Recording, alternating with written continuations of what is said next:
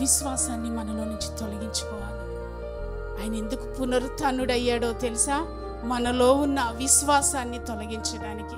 మన యేసయ్యకు ఏ కార్యం చేయడమైనా వెన్నతో పెట్టిన విద్య కదా.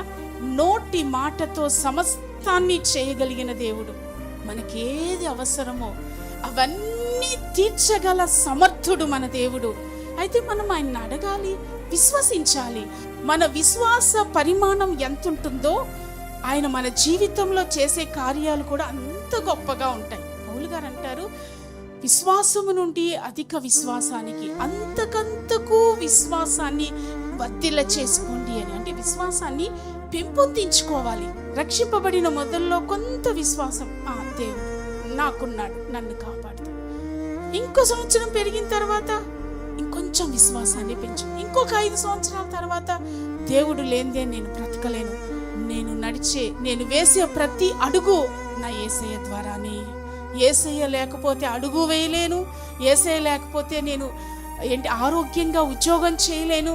ఆ స్థాయికి వెళ్ళిపోవాలి. యేసయ్య నా జీవితంలో ఏదైనా చేస్తాడు. నిరుపేద కుటుంబం, అమ్మా నాన్న చదివించే స్తోమత లేదు, అయినా యేసయ్య నాకు సహాయం చేస్తాడు. నేను ఏ ఉన్నతమైన చదువు చదువుకోవాలని ఆశపడుతున్నానో అంత ఉన్నతమైన చదువుకునేటట్లుగా మార్గాలు నా యేసయ్య తెరుస్తాడు.